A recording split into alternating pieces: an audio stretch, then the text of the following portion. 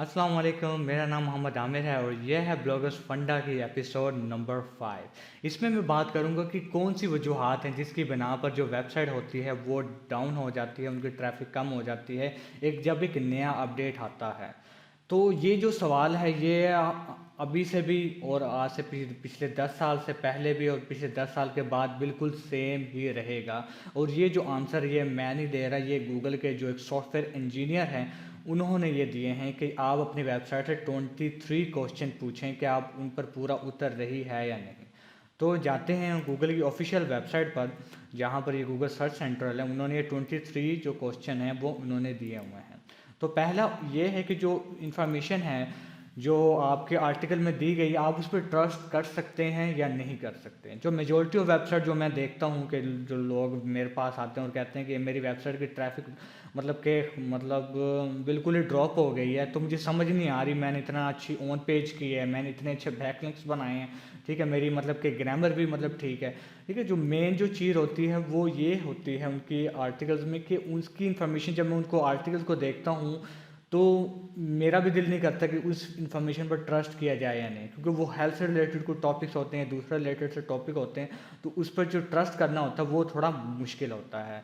तो मैं आपको एग्जांपल देने लगा था हेल्थलाइन की, जो अभी के वेबसाइट अभी डाउन जा रही है। ठीक है, फिर भी मैं आपको बता देता हूँ कि कैसे मैं आप लिखें हाउ टू लूज वेट, यहाँ पर मैं लिखता हूँ और यहाँ पर हेडलाइन की ये टॉप पर वेबसाइट आ रही है। तो अभी ये डाउन जा रही है तो इसका मैं लिंक कॉपी करता हूँ, यहाँ पर मैं लिखता हूँ कैशे और यहाँ पर कॉलन डाल के मैं इंटर कर देता हूँ।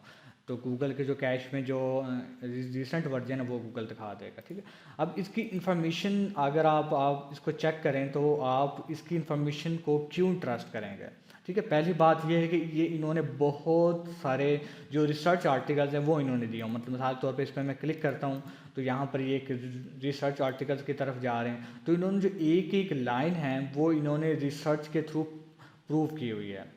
और यहाँ पर दूसरी बात जो इन्होंने इंटरनल लिंक्स की हुई, आप इसकी इंटरनल लिंक्स में जाते हैं तो उस पर भी एक आर्टिकल होगा, वो भी बहुत अच्छे तरीके से उन्होंने एक्सप्लेन किया हुआ है। ठीक है, फिर दूसरी बात आती है कि उन्होंने जो लैंग्वेज है, जो राइटर की जो लैंग्वेज है, क्या वो उसके प्रोफेशनल से मैच कर रही है या नहीं कर रही। मिसाल के तौर पर अगर मैं, अब सारी बात है मैं अब डॉक्टर नहीं हूँ, ठीक है, अब मैं इस तरह के वर्ड मेरे वकैब में शायद नहीं होंगे, जैसे कि शायद प्रोटीन तो बहुत कॉमन है, जैसे कार्बोहाइड्रेट हो गया, ठीक है, ऐसे कोई कैटलिस्ट हो गया, इस तरह के जो वर्ड्स हैं जिससे पता चल जाता है कि भाई मैं वाकई एक डॉक्टर हूँ। जैसे मैं एसईओ में हूँ तो मैं एसईओ से ऐसे टर्म यूज़ करूँगा, on page, off page, backlink, so पता चल जाएगा भाई मेरा जो एसईओ से रिलेटेड है। अब जो नॉर्मल बंदा आर्टिकल्स लिखता है उसकी जो लैंग्वेज होती है, गूगल उसकी लैंग्वेज से डिटेक्ट कर लेता है कि ये बंदा सिर्फ आर्टिकल्स ने लिख दिया पर ये एक्चुअली उस चीज़ का एक्सपर्ट नहीं है, उन्होंने वो वर्ड नहीं यूज़ किया। ठीक है, तो हम इस पे एक और वीडियो बनाऊंगा कि वो आपने कैसे ओवरकम करनी है, हेल्प पर लिखना है तो आपने वो वर्ड्स आपने कहाँ से लाने, वो टूल्स मैं आपको बताऊंगा, मेथड बताऊंगा। ठीक है, फिर इन्होंने इसकी इन्फॉर्मेशन में ट्रस्ट करने के लिए जो इनकी मेन वजह है वो इनका आता है, जो राइटर इन्होंने दिया हुआ है यहाँ पर एविडेंस बेस, यहाँ पर राइटर का लिखा होता है। जब हम राइटर पे क्लिक करिए, ये लिखा हुआ है। ठीक है, अब मैं इस राइटर पे मैं क्लिक करता हूँ तो ये वेबसाइट चल रही है अभी। तो यहाँ पर आप देख सकते हैं कि इन्होंने जो पूरी की पूरी टीम है उन्होंने लिखा हुआ कि हमारी ये टीम है, उनकी फिर लिंक्डइन की प्रोफाइल दी हुई है, ठीक है, उनका यूट्यूब चैनल दिया हुआ। तो ये गूगल के लिए बहुत इजी हो जाता है कि ये जो बंदा है ये रियल है या नहीं, इसके पीछे कोई जो वेबसाइट चला रहा है वो रियल है या नहीं। ठीक है, अब आप सोच रहे होंगे गूगल को कैसे पता चलेगा। तो गूगल में एक बहुत बड़ी उन्होंने टीम रखी हुई है क्वालिटी रेटर की, वो इतनी जो वेबसाइट थोड़ी सी मशहूर होने लगती है या मशहूर हो जाती है तो उनको वो लाजमी एक दफ़ा देख लेते हैं कि भाई ये जो कंटेंट लिख रहे हैं इनके पीछे अथेंटिक बंदा है या नहीं। इसलिए जब आप देखते होंगे भाई नई नई वेबसाइट चलाई तो बड़ी ट्रैफिक अच्छे से ग्रो करने लगी। ठीक है, जब वह एक स्पेसिफिक पॉइंट पे पहुंची तो आपकी जो रैंकिंग एकदम से डाउन हो गई। उसकी यही वजह है कि आपकी जो फर्स्ट पॉइंट है आपकी इन्फॉर्मेशन ट्रस्टेबल नहीं है। तो अब चलते हैं सेकंड पॉइंट की तरफ। क्या ये जो आर्टिकल लिखा है ये किसी एक्सपर्ट ने लिखा है या एवं कोई बस बंदा लिख, जैसे मैंने पहले बात बताई है कि जो एक्सपर्ट आर्टिकल लिखेगा वो अपनी वोकैब यूज़ करेगा, वो अपने टर्म्स यूज़ करेगा, जिससे पता चल जाएगा कि ये एक वाकई ही एक्सपर्ट है। तो एक तरीका तो ये कि आप उस फील्ड के जो एक्सपर्ट राइटर्स हैं उनको आप हायर करें, या आप एक ऐसी निच पे चले जाएं ठीक है, जहाँ पर आप मतलब कि कंटेंट है जो इतना ज़्यादा मैटर नहीं करता। ठीक, फिर दूसरा कि ये जो does the site have duplicate overlapping, मतलब ऐसे कोई टॉपिक्स तो नहीं है जो कि इसमें डुप्लीकेट आर्टिकल्स हों। ठीक है, मिसाल के तौर पे, क्योंकि ये जो क्वेश्चन है ये आज से ये 2011 में उन्होंने मतलब कि किए थे, तो उस वक्त डुप्लीकेट कंटेंट का ये होता था कि हर एक कीवर्ड पे अलग एक आर्टिकल लिखा जाता था। ठीक है, मिसाल के तौर पे how to how to run a car, तो ये भी एक कीवर्ड होता था, हाउ टू रन कार, तो ये दोनों अलग अलग कीवर्ड होते थे। तो लोग इन पे एक अलग अलग आर्टिकल लिखते हैं जिसके वजह डुप्लीकेशन आ जाते थे, जो कि आजकल नहीं है। ठीक हो गया। फिर इसके बाद जो सवाल है, would you compare giving your credit card, मतलब कि जो इन्फॉर्मेशन क्या आप दे सकते हैं क्योंकि जो ई कॉमर्स वेबसाइट हैं, ठीक है, जब आप उन पे आप जाते हैं और आपको पता चलता है कि आप उस पर इंफॉर्मेशन जो है अपना क्रेडिट कार्ड इन्फॉर्मेशन दे सकते हैं नहीं, तो बहुत सी वजूहत होती हैं। जो उनका डिज़ाइन होता है बिल्कुल ही ज़्यादा अजीब सा होता है, उन्होंने SSL नहीं लगाया होता। ठीक है, उनका उनका कोई कॉन्टैक्ट अस पेज नहीं होता, उनका कोई ऑफिस नहीं होता। ठीक है, तो इसकी मुझे याद है कि इस चीज़ को ओवरकम करने के लिए मैं आपको जो रेकमेंड करूँगा वो ये करूँगा, जो भी आपका बिज़नेस है, जो भी आपकी वेबसाइट है, उसको गूगल माई बिज़नेस के साथ वेरीफाई कर लें। ठीक है, जब आप गूगल माई बिज़नेस के साथ उसको वेरीफाई करेंगे, ठीक है, और वहाँ पर आप उसको 100% कंप्लीट कर लेंगे, फिर उस जो एड्रेस को गूगल मैप को अपनी वेबसाइट के कॉन्टैक्ट में जाके लाजमी उसको एम्बेड करें। ठीक है, जब इसको एम्बेड करें गूगल पे सिग्नल जाएगा ये जो ऑफिस है ये एक वाकई ऑफिस है, ये रियल बिजनेस है, ये सीरियस लेके चल रहे हैं। तो ये आपको पता है कि उसमें कोई ग्रामर की, स्पेलिंग की कोई ऐसी मतलब कि मिस्टेक उसमें नहीं होनी चाहिए। ठीक है, कोई एरर्स क्या होते हैं, मिसाल के तौर पे आप बहुत से जो न्यू राइटर्स होते हैं वो हर वेबसाइट को मतलब कि इंटरलिंक्स करने के लिए किसी भी वेबसाइट को लिंक दे देते हैं। ठीक है, फिर ये होता है कि जब वो गूगल की नज़र में जो वेबसाइट होती है वो फ्रॉड होती है, वो कि मतलब फेक इंफॉर्मेशन दे रही होती है। तो इसकी वजह से आपने जो फैक्ट है वो आपने लाजमी चेक करना है।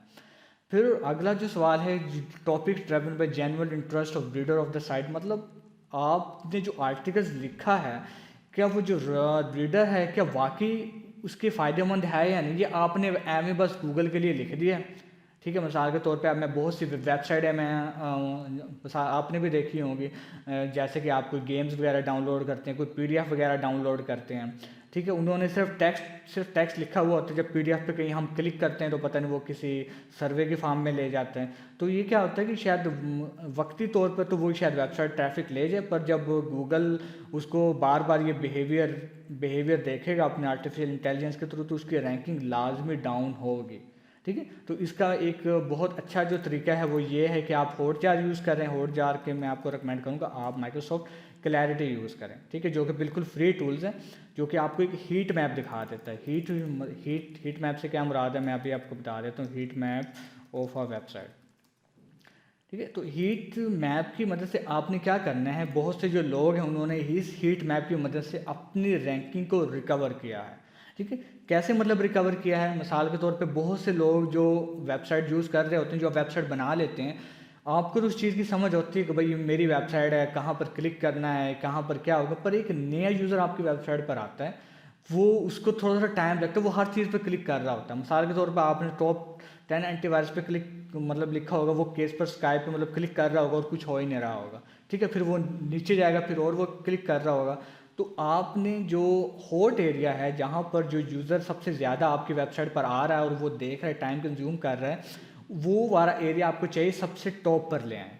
ठीक है, और जहाँ पर ज़्यादा क्लिक हो रहे हैं, जहाँ पर एग्रेसिव क्लिक हो रहे हैं, ये गूगल माइक्रोसॉफ्ट क्लैरिटी आपको दिखा देता है कि कहाँ पर आपके जो क्लिक्स हैं, एग्रेसिव क्लिक्स हो रहे हैं और कैसे आप उसको महफूज रख सकते हैं। ठीक है, तो आपने इस पर आपने फोकस करना है। हॉट जा रहे हैं माइक्रोसॉफ्ट क्लैरिटी, कहाँ कौन कौन से क्लिक्स आपके वेस्टेड जा रहे हैं, उनको आपने ओवरकम करना है, और कौन से हॉट एरिया हैं जो वो ज़्यादा जो रेड एरिया हैं जहाँ पर सबसे ज़्यादा लोग टाइम स्पेंड करते हैं, उसको टॉप पर ले आएँ।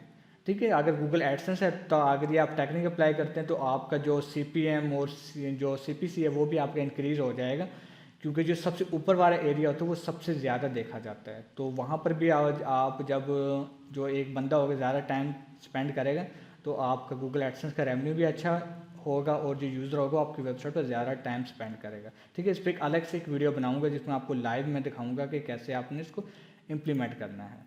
ठीक हो गया। फिर इसके बाद आता है कि article provide original content information.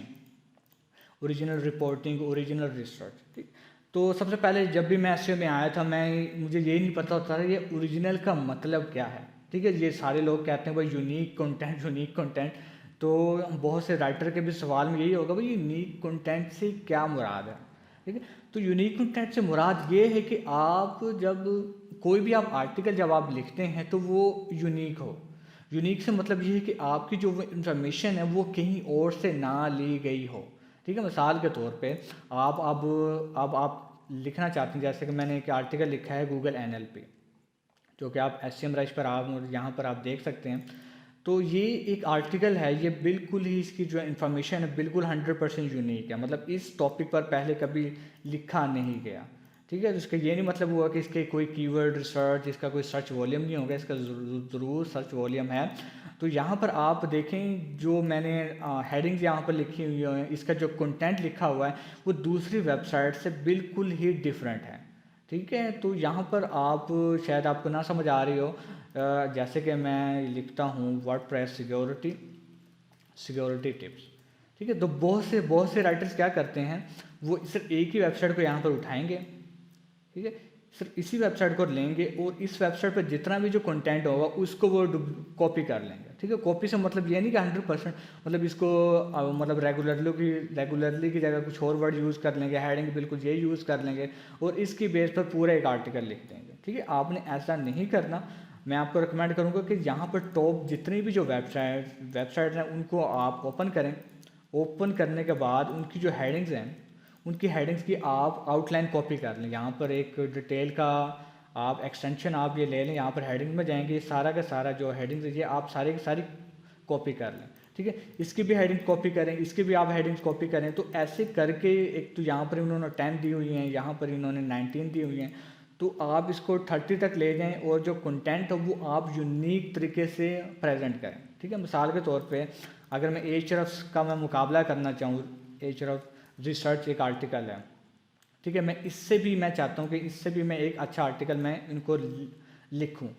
तो मैं क्या करूँगा, मैं मतलब इससे भी अच्छा अगर मैं लिखना चाहूँ तो इन्होंने जो टॉपिक्स मिस किए हुए हैं ना उनको भी मैं एक अच्छे तरीके से प्रेजेंट कर दूँ। मिसाल के तौर पे अब मैं आर्टिकल में देख रहा हूँ, यहाँ पर ब्रेनस्टॉर्म सीड कीवर्ड, यहाँ पर आप कोई भी यहाँ पर इन्होंने कोई स्क्रीनशॉट नहीं लगाया हुआ, ठीक है। मैं इनका ही टूल यूज़ करूँगा, कोई सीड कीवर्ड यहाँ पर इन्होंने कॉफ़ी वगैरह दिए हुए हैं, तो मैं सारा का सारा एचरफ यूज़ करके एक और कॉफ़ी का स्क्रीनशॉट के साथ मैं इनको दिखा रहा हूँ, ठीक है। इन्होंने टॉपिक मिस किए होंगे, जैसे कि वेबसाइट के लिए SSL यहाँ पर लिखा हुआ होगा एक लाइन के SSL वेबसाइट के लिए बहुत ज़रूरी है, ठीक है। मैं क्या करूँगा, ये भी बताऊँगा बहुत ज़रूरी है, और मैं आगे ये भी दिखाऊँगा कि SSL आपने इंस्टॉल कैसे करना है। एक स्टेप बताऊंगा कि आप इस वेबसाइट पर जाएं, ये करें वो करें, एक स्क्रीनशॉट के साथ मैं इसको दिखाऊंगा, ठीक है। इस पर भी एक इंशाल्लाह वीडियो बनाऊंगा कि आपने स्क्रीनशॉट्स कैसे लेने हैं।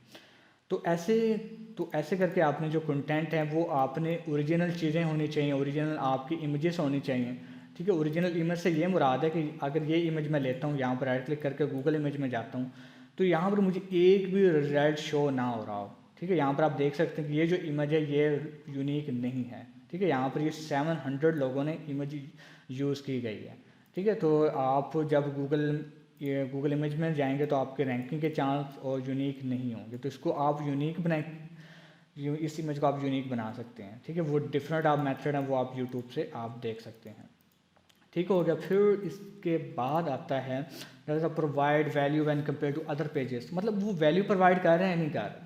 साल के तौर पे आपने आप इसी आर्टिकल को कॉपी करते हो, ठीक है। आप एक हेडिंग इसकी मतलब के लेते हो, ठीक है। तो आपको यूनिक वैल्यू प्रोवाइड नहीं कर रहे। अगर यूज़र इस आर्टिकल को ओपन करता है, फिर बैक जाके आपकी वेबसाइट पर आता हुआ कहती है तो सेम ही कंटेंट है, इसने कोई वैल्यू मुझे प्रोवाइड नहीं की, ठीक है।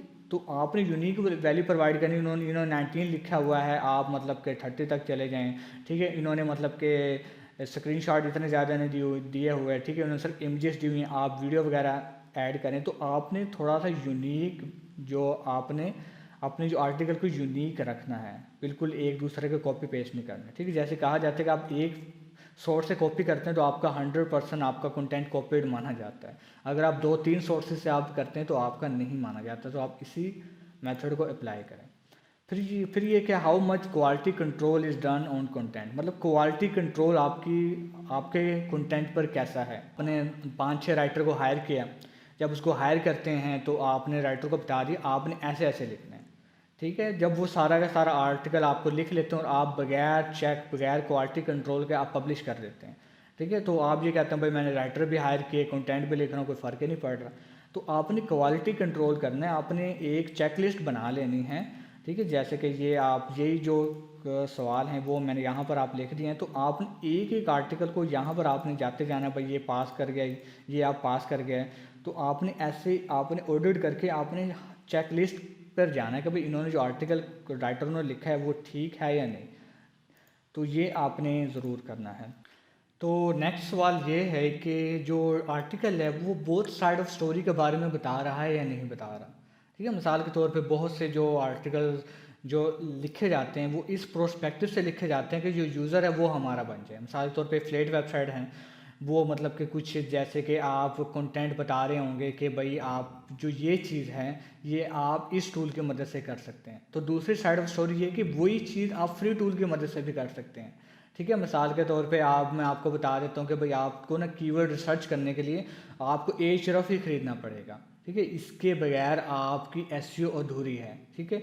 तो ये बिल्कुल मतलब गलत बात होगी। ये भी मैं बता सकता हूँ कि आप एसईओ की जो कीवर्ड रिसर्च है वो आप फ्री टूल की मदद से कर सकते हैं। आप आंसर द पब्लिक को यूज़ करें, ठीक है। फिर आप KGR मेथड को यूज़ कर सकते हैं कंपटीशन को चलाने के लिए, ठीक है। तो बहुत सारे जो आपने जो स्टोरी की आपने दोनों के दोनों साइड आपने बतानी है, बेशक वो न्यूज़ आर्टिकल्स में हो या आप एक दूसरा आर्टिकल लिखते हैं। तो बहुत ही अहम पॉइंट है वो ये है कि ये जो जिस टॉपिक पर आप लिख रहे हैं कि वो अथॉरिटी है भी या नहीं उस चीज़ के। मिसाल के तौर पे आप नए जो ब्लॉगर्स होते हैं वो क्या करते हैं, एक ही वेबसाइट बनाते हैं।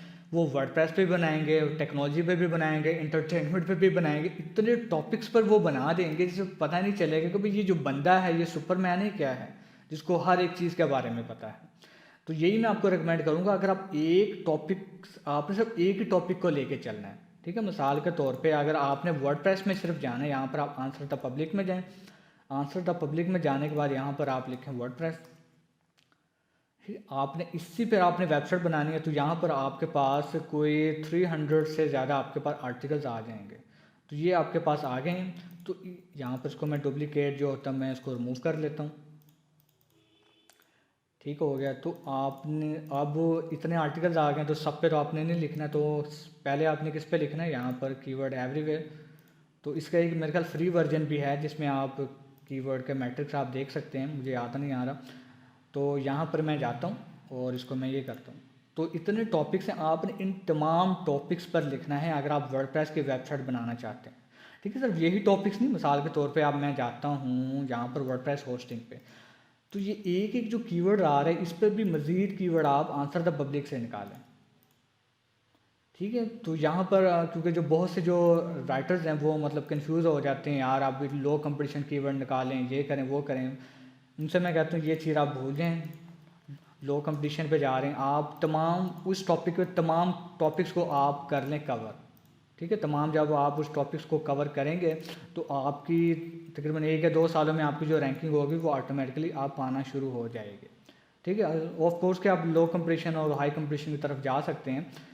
तो यहाँ पर आप देख सकते हैं कि hosting for free on GoDaddy, तो इस पर भी मज़ीद आप आर्टिकल आप लिख सकते हैं। तो आपने एक ही टॉपिक पर रहना और इस टॉपिक को इतने डिटेल से आपने कवर करना है जैसे कि आप बुक लिख रहे हो। आपने वर्ड से लेके A से लेके Z तक जाना है, एक एक चीज़ आपने एक्सप्लेन करनी है। क्योंकि जो आंसर था पब्लिक वो भी बिल्कुल इसी बेस पर जाता है, गूगल से आपको डाटा निकाल कर लाता है A से लेके Z तक, ठीक है। तो ये सारा का सारा डाटा आपका सारा का सारा कंटेंट आपका ईजिली बन जाएगा। फिर एक एक जो कीवर्ड है यहाँ पर कितने हैं, यहाँ पर 204 कीवर्ड हैं। 204 कीवर्ड को आप दोबारा आंसर द पब्लिक में निकालते हैं, 204 मल्टीप्लाई 204, ठीक है। तो आपके पास तकरीबन मैं कहता हूँ आपके अनलिमिटेड कीवर्ड्स आ जाएंगे और आप उसको सर्च वॉल्यूम की बेस पर उसको मतलब कि उसको आप तुम मतलब पहले उस पर कंटेंट लिख लें जिस पे ज़्यादा सर्च वॉल्यूम है, ठीक है, या आप दूसरा ये भी कर सकते हैं, आप ए से जाएं वर्डप्रेस होस्टिंग होती क्या है, इसके तमाम के तमाम चीज़ों को, तो आपने उस पे पूरा का पूरा कवर करना है। जब पूरा कवर करेंगे तो आपकी वेबसाइट गूगल की नज़र में वैसे ही अथॉरिटी होगी, क्योंकि बंदे को गूगल को पता चल जाएगा ये बंदा वर्डप्रेस का एक्सपर्ट है, वर्डप्रेस पे ही लिख रहा है, ठीक है, इसने तमाम की तमाम चीज़ें कवर कर रहा है। फिर आपके इंटरनल लिंक्स वर्डप्रेस से रेलिवेंट होगी, फिर आपके जो बैकलिंक्स आप बनाएंगे आपसे उन्हीं वेबसाइट पर बैकलिंक्स लेंगे जो कि वर्डप्रेस पे लिख रही हैं। तो आपके लिए ये जो पॉइंट होगा ये अच्छी तरह से आपके पास फिट हो जाएगा कि आपकी जो टॉपिक होगी जो वेबसाइट का, वो आपकी जो वेबसाइट होगी वो आपकी अथॉरिटी मानी जाएगी। फिर अगला क्या सवाल है, is the content mass produce by or outsource to a large number of creators spread across. ठीक, तो ये भी एक मतलब कि देखा जाता है कि ये जो कंटेंट है ये कैसे लिखा जा रहा है। ठीक है, तो आप मतलब इजीली आप इस चीज़ को मतलब समझ गए होंगे कि ज़्यादातर लोग क्या करते हैं कि एक मतलब 5-6 राइटर को पकड़ा, उन्होंने बोला कि भाई इनके मतलब बस आर्टिकल आप लिखते जाओ। ठीक है, उससे क्या होता है कि वैल्यू वो प्रोवाइड नहीं करते, उसमें वो इमेजेस ऐड नहीं करते। आप वर्डप्रेस पे आपने लिखना है, आपने डिजिटल ओशन पे कैसे इंस्टॉल करने हैं, तो जो राइटर लिखेगा वो बस बता देगा कि आपने बस आर्टिकल आपने बस छापते जाना है। आपने ऐसा नहीं करना, आपने एक एक स्टेप दिखाना होगा, भाई आपने साइन इन करना है, उसकी आपने इमेजेस लगानी है, स्क्रीनशॉट लगाना है, तो बहुत सारी चीज़ें आपको एक्सप्लेन करनी पड़ेगी। मास प्रोड्यूस करना है तो करें, पर उसमें वैल्यू ज़रूर ऐड हो, उसमें मतलब यूज़र जब आए तो उसको वो मिल जाए जो जिसको वो चाह रहा है, वो किस दूसरी वेबसाइट पर ना जाए। अगला पॉइंट क्या आता है, was the article edited well does it appear sloppy, मतलब कि जो आर्टिकल है क्या उसको एडिट अच्छी तरह से किया गया है या नहीं किया गया। क्योंकि जो ज़्यादातर वही बात आ गई कि ज़्यादा जब राइटर जो लिखते हैं, जितनी भी बड़ी ऑर्गेनाइजेशन होती हैं वो ये नहीं होती कि एक बस राइटर है वो राइटर डायरेक्ट पब्लिश करता रहता है। उनके पास 10-15 राइटर्स होते हैं और एक उनके पास अच्छा एडिटर होता है जो उसको पूरी स्टोरी को एडिट करता है, जो उसके सेंटेंसेस होते हैं उनको वो ठीक करता है, और वो उसकी जो ब्रांडिंग होती है उसके मुताबिक उसको वो अच्छी तरह से प्रूफ रीड करता है। तो आपने ये भी चीज़ आपने जहन में रखनी है। For a health related will you trust from, ये बिल्कुल वही वाली आ गई, मतलब कि ईट, आपको पता होगा इसमें बिल्कुल ईट वाले टॉपिक्स आ गए, ईट एसईओ। तो यहाँ पर आप देख सकते हैं कि इस पर वो पूरा उतर रही है या नहीं, मतलब कि जो वेबसाइट है वो एक्सपर्टीज़ रखती है नहीं, अथॉरिटी है या नहीं, या ट्रस्ट है या नहीं। तो ये आप मैं इसके बारे में शायद मैं बना चुका हूँ, या मैं दोबारा एक वीडियो बना दूँ। वीडियो तो नहीं बनाई मैंने, इस पर लिखा हुआ है, तो इसमें इंशाल्लाह हम कोशिश करूँगे अलग से वीडियो बना दी। तो इसमें वही वाली इन्फॉर्मेशन आ गई जो मैंने फर्स्ट पॉइंट में बताई थी। फिर अगला पॉइंट आता है कि आप इस वेबसाइट को अगर मेंशन करते हैं सोर्स के तौर पर, आप इस पर ट्रस्ट करेंगे या नहीं करेंगे। तो जाहिर बात आप उसी वेबसाइट का आप हवाला देते हैं, आप फ्रेंड के साथ बात करते हैं जो उस वेबसाइट में एक्सपर्ट होती है। आप एक वेबसाइट बनाते हैं जो तमाम टॉपिक्स पर लिखती है, तो जाहिर बात है आप उसका रेफरेंस नहीं देंगे। एक जो वेबसाइट है वो एक ही टॉपिक पर लिख रही है, ठीक है, अगर वो एसईओ तो एसईओ के टॉपिक्स को कवर करिए, वर्डप्रेस है वर्डप्रेस के टॉपिक्स को कवर करिए, अगर वो गेमिंग लैपटॉप है तो वो गेमिंग लैपटॉप को ही कवर कर रही है। तो आपने फिर दूसरा ये चीज़ आ जाती है कि जो उनका नाम है वेबसाइट का वो इतना अजीब सा ना हो कि आप उसको रेफरेंस के तौर पर ना कोट कर सकें। तो मैं रिकमेंड यही करता हूँ कि आप ब्रांड नेम को लेकर चलें, ठीक है, ना कि एक ऐसा जिसमें पूरा का पूरा मतलब एक सेंटेंस लिखा हुआ हो, तो ताकि जो यूज़र्स हैं वो उसको ब्रांड के तौर पे इजीली और प्राउडली मेंशन कर सकें। तो दूसरा ये है कि जो आर्टिकल लिखा गया है वो पूरा कॉम्प्रिहेंसिव है या नहीं, मतलब यूज़र ने क्या पूछा है, यूज़र वो कहता है कि मुझे वर्डप्रेस सिक्योरिटी टाइट करने के हवाले से बताएं। ठीक है, आप उसको एक एक चीज़ बताते हैं कि भाई आपने जो अपना लॉगिन डिटेल है वो आपने स्ट्रॉन्ग रखनी है, जो लॉगिन यूआरएल है वो आपने चेंज कर देना है, आपने ऐसे प्लगइन यूज़ करने जिससे पता नहीं चले कि आपकी वेबसाइट ये वर्डप्रेस पे बनी है या नहीं बनी। तो ये डिफरेंट जो तरीके हैं वो आपने पूरा कॉम्प्रिहेंसिव इस तरह से एक्सप्लेन करना है कि यूज़र दूसरे वेबसाइट पर जाए ही ना। तो फिर वही बात आ जाती है कि इसमें इंसाइटफुल एनालिसिस किया हुआ है या नहीं किया हुआ है। ठीक है, जैसे कि आपने ये देख सकते हैं कि जो आर्टिकल लिखा हुआ था, ये लिखा हुआ है, किस्टा ने लिखा हुआ, ये देखें इन्होंने कैसे इन्होंने इमेजेस वगैरह लगाए हुए हैं, इन्होंने इंसाइटफुल मतलब के स्क्रीनशॉट लगाए हुए हैं। तो इस पर आपने फोकस करना है कि आपने अच्छा इमेजेस और एनालिसिस आपने किया हुआ है या नहीं किया हुआ। ठीक है, तो इसका एक अलग से इंशाल्लाह वीडियो बनेगी कि एक आपने रिसर्च कैसे करनी है, आपने स्टैट आपने कैसे फाइंड आउट करनी है, इस तरह के आपने कैसे आर्टिकल्स को लेकर आना है। फिर अगली जो बात है कि आप इस पेज को बुक मार्क करेंगे या नहीं करेंगे। ठीक है, अब मैं इस आर्टिकल्स को मैं देखता हूँ बैकअप और मैं इस वेबसाइट को मैं देखता हूँ। ठीक है, तो मुझे जो किंस्टा का है इसको मैं बुक मार्क करूँगा। ठीक है, उसकी बहुत से मेन मतलब के वजूहात हैं। इन्होंने जो कंटेंट लिखा हुआ है, इनका फ़ॉन्ट बहुत अच्छा है, स्पेसिंग बहुत अच्छी है, इमेजेस और टेक्स्ट के दरमियान स्पेसिंग बहुत अच्छी है। इन्होंने इंटरनल जो ये लिंक्स लगाया हुआ ये भी इन्होंने बहुत अच्छे तरीके से लगाया हुआ है। फिर ये जो इन्होंने जो CSS इन्होंने यूज़ की हुई बहुत अच्छे तरीके से यूज़ की हुई है। स्क्रीनशॉट बहुत ही हाई क्वालिटी के हैं। तो ये जो और इसके मुकाबले में इन दोनों में ज़मीन आसमान का फ़र्क है। ठीक है, इनका जो कंटेंट है वो मतलब कि यहाँ पर है लेफ़्ट साइड पर है, इन्होंने सिर्फ सेंटर में दिया हुआ है। सिर्फ एक ही अपनी प्रमोशन के लिए यहाँ पर इन्होंने ये एक एनिमेशन लगाई हुई है जो कि बहुत ज़बरदस्त है। तो ये भी पॉइंट हो गया, इसको आप बुक मार्क करेंगे नहीं। अपनी वेबसाइट को खुद आप किसी आर्टिकल को देखें और ख़ुद देखें यार, अगर मैं कोई और होता है इसको बुक मार्क करता है नहीं करता, तो आपको बहुत से सवालों के जवाब बात आपको मिल जाएंगे। फिर ये है कि बहुत सारे लोग क्या करते हैं उसमें बहुत सारे ऐड लगा देते हैं। ठीक है, तो यही हो रहा होता है कि ज़्यादातर वेबसाइटें जो रैंकिंग ड्रॉप कर लेती हैं तो वो मतलब इतने सारे वो ऐड लगा लेती हैं कि वो जब वो यूज़र उस पर क्लिक करता है उस यूज़र को वो चीज़ मिल तो जाती है। ठीक है, पर वो उस वेबसाइट से इतना तंग आ चुका होता है कि वो दोबारा नहीं आता। ठीक है, जो रिपीट आपके कस्टमर है वो भी मैं आपको मतलब ये कहीं लिखा तो नहीं हुआ पर मेरा पर्सनल एक्सपीरियंस, जो आपके रिपीट कस्टमर है ना या आपके जो रिपीट आपके विजिटर हैं वो आपके रैंकिंग में बहुत बड़ा इफ़ेक्ट डालते हैं। मिसाल के तौर पे आप कहीं पर भी जब आर्टिकल आता है कोई वर्डप्रेस से रिलेटेड तो मैं डायरेक्ट पेज इंस्टा या 6th पोजीशन पे और 7th पोजीशन पे और 10th पोजीशन पे हो, मैं इनकी वेबसाइट को ही ओपन करूँगा। ठीक है, इसकी मेन वजह क्या है कि कंटेंट बहुत अच्छा लिखते हैं। तो इससे क्या होगा, जब बहुत यूज़र ऐसे ही करेंगे तो उनकी जो रैंकिंग है ऑटोमेटिकली अप आ जाएगी। आप इसका ऑपोजिट ले लें, जब मुझे पता चल जाएगा कि ये जो किंस्टा ब्लॉग है बहुत ही बेकार ब्लॉग है, अब ये फर्स्ट पोजीशन पर भी आ रहा होगा मैं इसको ओपन ही नहीं करूँगा। ठीक है, तो उस वक्त तो जो यूज़र टॉप जो ओनर होगा वो तो खुश हो रहा होगा, हाँ बहुत मज़े हैं भाई मेरी टॉप पोजीशन है।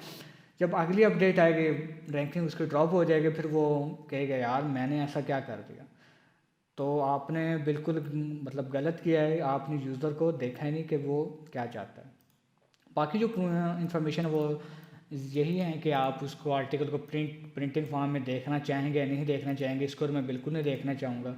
इसको भी मैं बिल्कुल नहीं देखना चाहूँगा, इसको मैं मैगज़ीन के फॉर्म में ज़रूर देखना चाहूँगा। ठीक है, और जो आर्टिकल्स हैं वो मतलब कुछ वही बात आ गई कि वैल्यू प्रोवाइड कर रही है या नहीं प्रोवाइड कर रहे, अटेंशन टू डिटेल है या नहीं। इसमें बहुत ज़्यादा अटेंशन टू डिटेल है, मतलब जो वो यूज़र चाह रहा है उसमें बहुत ज़्यादा मतलब डिटेल दी हुई है। अगर कोई टॉपिक्स आ गया तो उसको अच्छी तरह से एक्सप्लेन किया गया है।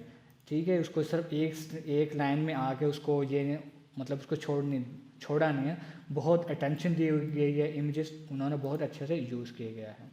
फिर यह है कि जो यूज़र जो उस पर मतलब कि उसको वो शिकायत तो नहीं करेगा। बहुत सारी वेबसाइटें होती हैं, बहुत सारा वो अजीब तरह के ऐड लगाए जाते हैं, क्लिक करते हैं तो कोई और वेबसाइट पे चले जाते हैं, तो उससे जो रैंकिंग पे बहुत बुरा इफ़ेक्ट पड़ेगा। क्योंकि जो फ्यूचर है वो एसईओ का वो पेज एक्सपीरियंस है। अगर आप अपने यूज़र को अपनी वेबसाइट का अच्छा एक्सपीरियंस देते हैं और जो वो चाहता है वो देगा, तो आपकी जो रैंकिंग होगी वो ऑटोमेटिकली अप हो जाएगी। ठीक है, तो आपने कैसे इसको ट्रैक करना है, आपके मेन जो आपके कीवर्ड्स हैं जो आपके बहुत ज़्यादा वो ट्रैफिक ला रहे हैं उनको आप उनको आप ट्रैक करें। जब उनकी रैंकिंग डाउन होती है तो यही चीज़ आप एनालाइज करें कि भाई रैंकिंग मेरी इस आर्टिकल की क्यों ड्रॉप हुई है। तो कभी ये होता है कि उस आर्टिकल की ड्रॉप हुई है, पूरी वेबसाइट की ड्रॉप हुई है। अगर पूरी वेबसाइट की ड्रॉप हुई है तो आपको पूरी वेबसाइट पर पूरी मेहनत करनी होगी, एक एक आर्टिकल को देखना होगा, जो वैल्यू प्रोवाइड नहीं कर रहे उनको डिलीट करना होगा। जो सारी चीज़ें मैंने बताई हैं, कॉन्टैक्ट अस पेज पे आपने मेहनत करनी होगी, गूगल माई बिजनेस में आप वो वेरीफाई करना होगा। आपकी जो ग्रामर की मिस्टेक हैं सारी की, और आपके जो इंटरनल लिंक्स से तमाम चीज़ें वो आपने देखनी होगी। आई होप कि ये वीडियो आपको पसंद आई होगी और आप अपनी दुआ में याद रखिएगा, अपना ख्याल रखिएगा। अल्लाह हाफ़िज़।